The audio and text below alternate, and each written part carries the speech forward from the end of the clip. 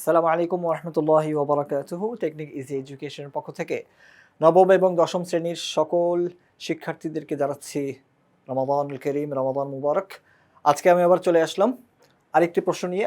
আজকে আমরা যশোর বোর্ডের একটি প্রশ্ন নিয়ে আলোচনা করব এবং খুবই সহজ একটি প্রশ্ন, খুবই ইজি। তবে এইবারের যে প্রশ্নটি আপনারা দেখতে পাচ্ছি, দেখেন, জ্ঞানমূলক প্রশ্নে তারা একটি চমৎকার প্রশ্ন দিয়েছে। সেটা হচ্ছে শরিয়াহ কাকে বলে, শরীয়ত কাকে বলে। চমৎকার না প্রশ্নটি? এইটা গতবারের প্রশ্নগুলোর তুলনায় একটু ডিফারেন্ট। এখানে অবশ্য কিছু সিমিলার বা কিছু রিলেটেড প্রশ্ন আমরা পাবো। চট্টগ্রাম বোর্ড 2025-এ ঢাকা বোর্ডের সাথে মিল করলে, কুমিল্লা বোর্ডের সাথে মিল করলে বাকিগুলোর সাথে একটু মিল পাবেন। তবে এই প্রশ্নটি একটু ডিফারেন্ট, শরীয়ত কাকে বলে, রাইট? আচ্ছা, তাহলে আজকে আমরা একটু উদ্দীপকটি আগে পড়ে নিই।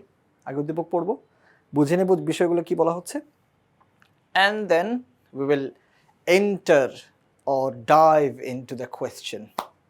Okay, let's do it. আমরা যদি শুরুতে উদ্দীপকটা পড়ি তাহলে শুরুতে লেখা আছে, শিল্পপতি কামরুল সাহেবের কারখানায় শতাধিক কর্মচারী কাজ করে। শতাধিক শিল্পপতি, উনি একজন শিল্পপতি। তিনি বছরান্তে তার সমুদয় সম্পদ হিসাব, বছরান্তে মানে কি বছর শেষ হতে হতে একদম at the end of the year হিসাব করে শরীয়ত নির্ধারিত একটি অংশ কারখানার অসচ্ছল কর্মচারীদের মাঝে বিতরণ করেন। এরকম কারখানা তো অনেক আছে আমাদের দেশে, যত কারখানা আছে অথবা গার্মেন্টস শ্রমিক যারা আছেন তাদের, ওই শ্রমিকরা আমাদের দেশের জন্য কাজ করে এবং তাদের এরকম অক্লান্ত পরিশ্রমের কারণেই আমরা বিদেশে আমাদের জিনিসগুলোকে রপ্তানি করতে পারি, যার কারণে আমাদের দেশে কিছু আর্নিং হয়। তো উনি, এই ব্যক্তি এরকম অসচ্ছল কর্মচারীদের মাঝে কি বিতরণ করেন? শরীয়ত নির্ধারিত কিছু অংশ, তার সমুদয় বছরান্তে মানে কি তার সমুদয় সম্পদ যা আছে হিসাব করে কিছু অংশ সে কি করে বিতরণ করে। আচ্ছা, এইটুক পড়ে আমরা কি বুঝলাম? সম্পদ নিয়ে আলোচনা হচ্ছে, বিতরণ নিয়ে আলোচনা হচ্ছে। তার মানে এক্স্যাক্টলি সহজভাবে বুঝতে পারতেছি যে এটা তৃতীয় অধ্যায়, ইবাদতের অধ্যায়ের চতুর্থ যে পাঠ আছে যাকাত, এটা যাকাতের মধ্যে পড়ে গিয়েছে, রাইট? আচ্ছা, তাহলে পরে কি লেখা আছে একটু দেখি। তার কারখানার প্রবীণ একজন পরহেজগার কর্মচারী বলেন, আপনি অনেক ভালো মানুষ।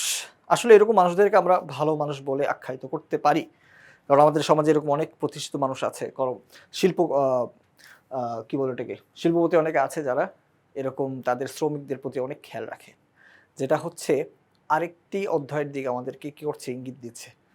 শ্রমিক মালিক এই যে একটা সম্পর্ক, ঘাম শুকিয়ে যাওয়ার আগে তাদের কি করে দেওয়া হয়, তাদের পাওনা যাতে মিটিয়ে দেওয়া হয়। তাহলে সহজে বলে দিতে পারছি যে এটা কি শ্রমিক এবং মালিকের সাথে একটা সম্পর্কের একটা অধ্যায় আছে, একটা পাঠ আছে, সেটা ওই পাঠের সাথে রিলেটেড, অর্থাৎ দশম পাঠ সম্ভবত, যদি আমি ভুল হয়ে থাকি বইটা একটু খেয়াল করে বা একটু চেক করে নেবেন প্লিজ। আপনি অনেক ভালো মানুষ, কোরআনের এই বাণীর অনুসরণ করলে আপনি আল্লাহর আরও প্রিয়জন হতে পারবেন। এই যে কোরআনের একটি বাণী বলেছে, সেটা কি? সেটা হচ্ছে তোমাদের অধীনস্থ যেসব দাস দাসী রয়েছে তাদের প্রতি সদয় হও। অর্থাৎ এটা সূরা আন-নিসার 36 নম্বর যে আয়াতে আছে, ওয়াবিল ওয়ালিদাইনি ইহসানা ওয়াবিযিল কুরবা ওয়াল ইয়াতামা ওয়াল মাসাকিন ওয়াল জারি যিল কুরবা ওয়াল জারিল জুনুবি ওয়াস সাহিবিল জানবি ওয়া বিনিস সাবিল। এই যে আয়াতটি আছে, এটার তরজমা আপনি দেখে নেবেন। শুরুতেই বলা হচ্ছে ওয়াবিল ওয়ালিদাইন, পিতামাতার প্রতি ইহসানা, সদয় হও। ওয়াবিদিল কুরবা, আত্মীয়ের নিকট। ওয়াল জারি যিল কুরবা, এবং নিকটাত্মীয় বা নিকট প্রতিবেশী। ওয়াল জারিল জুনুব, এবং দূরের প্রতিবেশী, এবং এরকম আরও কয়েকটি স্তর বলা হয়েছে। তো এই আয়াতটি সরাসরি কিসের দিকে ইঙ্গিত করছে? মালিক শ্রমিক, এবং ওই বিষয়টা, ওই টপিক যেটা ছুটির দিকে ইঙ্গিত করছে। আচ্ছা, এখন আমরা একটু প্রশ্নের দিকে চলে যাচ্ছি। জ্ঞানমূলক প্রশ্নে বলা হচ্ছে, আমি আগেই বলেছি যে এবার একটু ডিফারেন্ট ক্যাটাগরি একটা প্রশ্ন করেছে, সেখানে গত বছর করেছিল। সেটা হচ্ছে শরীয়ত কাকে বলে। One of the most trendy question of this generation. এই জেনারেশন এবং এই উম্মার জন্য একটি কঠিন এবং একটি ট্রিকি কোয়েশ্চেন। শরীয়ত নিয়ে মানুষের অনেক ব্যাখ্যা, অনেক বিশ্লেষণ, অনেক কৌতূহল থাকে, অনেক কিউরিওসিটি থাকে। যেমন শরীয়ত কাকে বলে, শরীয়তের আরবি, এটা একটা আরবি শব্দ। প্রথমে জানতে হবে এটা একটি আরবি শব্দ হচ্ছে। সূরা জাসিয়াতে একটি আয়াত আছে, সুম্মা জাআলনাকা আলা শারিআতাম মিনাল আমর ফাত্তাবি'হা ওয়া লা তাত্তাবি' আহওয়াল্লাযিনা লা। তো আল্লাহ তাআলা রাসূল সাল্লাল্লাহু আলাইহি ওয়াসাল্লামকে বলছেন, আমি আপনাকে একটি শরীয়ত, একটি পথ দিয়েছি, আপনার উপর একটি পথ বা আপনার কাছে আমি একটি শরিয়া মানে একটি সুন্দর স্ট্রাকচার, একটা দিক নির্দেশনামূলক একটি সুন্দর পথ দিয়েছি। সুম্মা জাআলনাকা আলা শারিআতিম মিনাল আমর, সমস্ত বিষয়বস্তু থেকে আমি একটি পথ দিয়েছি, একটি শরিয়া বা একটি ওয়ে দিয়েছি। ফাত্তাবি'হা, আপনি ওইটা অনুসরণ করুন। এবং যদি আমরা একটু নিচে যাই, যদি দেখি অর্থটা আসলে কি লেখা আছে, জীবন ব্যবস্থা অর্থাৎ মানুষের ইহকালীন জীবন পরিচালনার জন্য ইসলামের নির্বাচিত বা নির্ধারিত কার্যনীতি বা জীবন পদ্ধতিকেই শরীয়ত বলা হয়। ইসলামের বিধিবিধান অনুযায়ী মেনে চলা বা জীবনকে পরিচালনা করার নামই হচ্ছে শরিয়া, বা জীবনকে ইসলামী বিধিবিধান, নিষেধ বা কার্যবলী যা আছে, কার্যনীতি যা আছে, এগুলোকে অনুসরণ করে জীবন পরিচালনা করার নামই হচ্ছে শরিয়া। কেন? কারণ হচ্ছে শরিয়ার যে শাব্দিক অর্থ, এটার অর্থই হচ্ছে পথ, জীবন ব্যবস্থা। পথ, জীবন ব্যবস্থা, জীবন নীতি, নীতিমালা, জীবনের কিছু রুলস অ্যান্ড রেগুলেশন, সেটা আমি কি ফলো করব, কোনটা ফলো করব, এখান থেকে কি ফলো করতে হবে। শরীয়তে যদি আমি একটু বিস্তারিত আলোচনা করি, শরীয়তের কয় প্রকার? শরীয়তের উৎস হচ্ছে 4টি। একটি হচ্ছে কোরআন, প্রথমটা হচ্ছে কোরআন, সরাসরি আল্লাহ তাআলা যে কোরআন নাজিল করেছে, এটাই হচ্ছে জীবন বিধান। এই কোরআনকে নবী করিম সাল্লাল্লাহু আলাইহি ওয়াসাল্লাম নিজের ভাষায় কি বা নিজে ব্যাখ্যা করেছেন। আল্লাহর পক্ষ থেকে যখন কোরআন নাজিল হয়েছে, তখন আয়াতগুলোকে নবী করিম সাল্লাল্লাহু আলাইহি ওয়াসাল্লাম আল্লাহ তাআলার নির্দেশনায় ওগুলোকে আরও সহজভাবে বুঝিয়ে দিয়েছেন। তাহলে সেকেন্ডটা হচ্ছে সুন্নাহ, মানে হচ্ছে নবীজির হাদিসসমূহ, যা কিছু নবীজি বলেছেন, করতে বলেছেন, আদেশ করেছেন, নিষেধ করেছেন, কোরআন থেকেই করেছেন। তার মানে কোরআনের ব্যাখ্যা বুঝতে হলে আমাকে হাদিস পড়তে হবে, সুন্নাহ। এরপর হচ্ছে ইজমা। ইজমা মানে হচ্ছে সাহাবায়ে কেরাম, তাবেঈন, তাবেঈন, এর পরের যে যুগের যারা এসেছে, এই যুগ পর্যন্ত, এই যুগ না মানে এর আগ পর্যন্ত, তাবেঈনের পরের আইম্মায়ে মুজতাহিদিন যারা আছেন, তো তারা যেভাবে এই হাদিসগুলোকে শুনেছে, ছড়িয়েছে, একে অপর কাছে পৌঁছিয়েছে, এগুলোকে নবীজি মৃত্যুবরণ করার পর যখন যে সমস্ত সাহাবায়ে কেরামরা ছিল, খোলাফায়ে রাশিদিনরা ছিল, তারা যে হাদিসের উপর ঐক্যমত পোষণ করেছে, সেগুলোকে মানাই হচ্ছে ইজমা। মানে সমস্ত সাহাবায়ে কেরাম একটি হাদিসের উপর এবং একটি মতের উপর ইয়েস বলেছে, এগ্রি করেছে, ওটা হচ্ছে ইজমা। আর কেয়াস হচ্ছে যখন এই সাহাবায়ে কেরামরা চলে গিয়েছে, এই যুগটা যখন শেষ, এর পরের যুগও শেষ, এর পরের যুগও যখন শেষ, তখনকার যুগে যে সমস্ত ব্যক্তিরা ছিল, তারা যখন এই হাদিস নিয়ে আলোচনা করতেন, তখন তারা পূর্বের সাহাবীদেরকে ফলো করে এটার উপর কি করতেন? রিলাই করে জীবন পরিচালনা করতেন। রিলাইং, ডিপেন্ডেন্ট করে, এটাই হচ্ছে কিয়াস, মানে কি অনুকরণ করে হাদিস বা এই আমলের উপর তারা মেনে নিতেন। আচ্ছা, এটাই হচ্ছে শরিয়া। যদি সহজভাবে বা একটু বিস্তারিত আলোচনা করতে, এটাই হচ্ছে শরিয়া।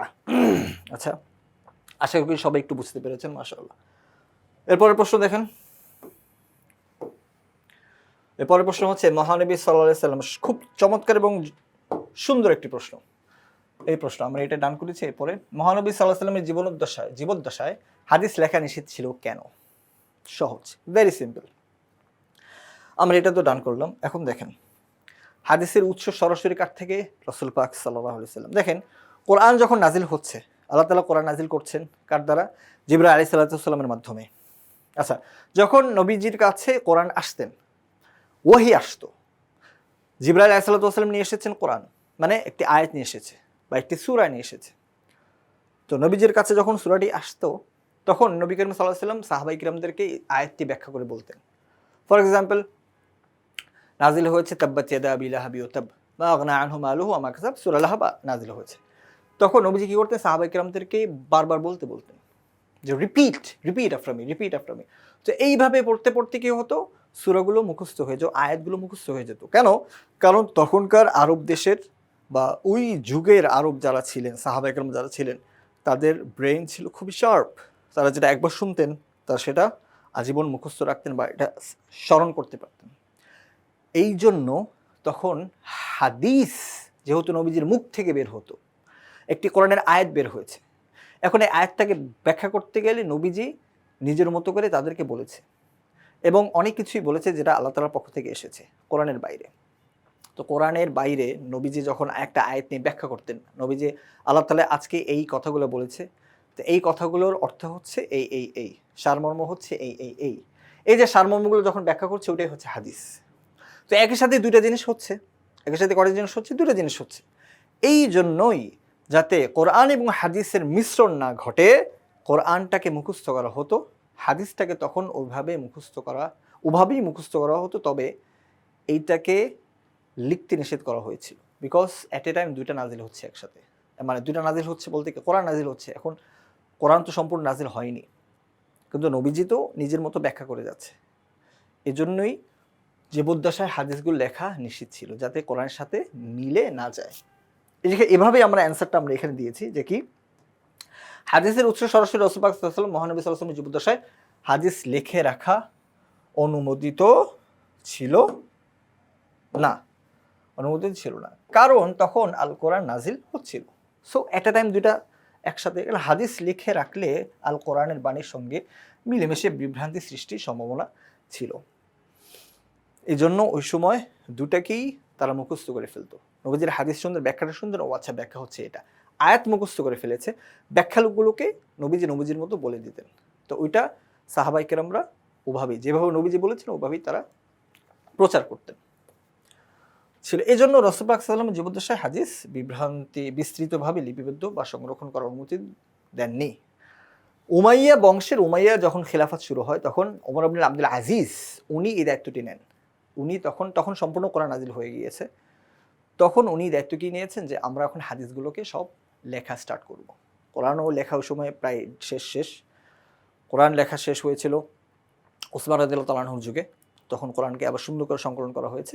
এরপর শুরু হয়েছে হাদিসের লেখা বা হাদিস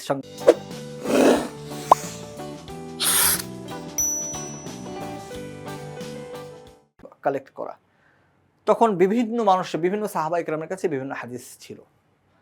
সো সবাইকে ডেকে, কারো কাছ থেকে এটা নিয়েছে, সবাইকে ডেকে ডুকে এভাবে আস্তে আস্তে হাদিসগুলোকে লেখা স্টার্ট হয়ে যায়। সো এটাগুলো একটি মোটামুটি আলহামদুলিল্লাহ আমরা অনুধাবনমূলকটি শেষ করতে পেরেছি। খ মোটামুটি শেষ। এখন আমরা একটু গড় দিকে চলে যাই, অর্থাৎ প্রয়োগমূলক। দেখি তো প্রয়োগমূলক কি বলা হচ্ছে। কামরুল সাহেবের কর্মকাণ্ডে কোন ইবাদতটি প্রকাশ পেয়েছে? আমরা শুরুতেই বলেছি এটা কি যাকাতের দিকে চলে যাচ্ছে। তো ব্যাখ্যা যদি আমরা করতে যাই তাহলে দেখেন, উদ্দীপকে কামরুল সাহেবের কর্মটি যাকাতের সঙ্গে সাদৃশ্যপূর্ণ, এটা আমরা সবাই জানি।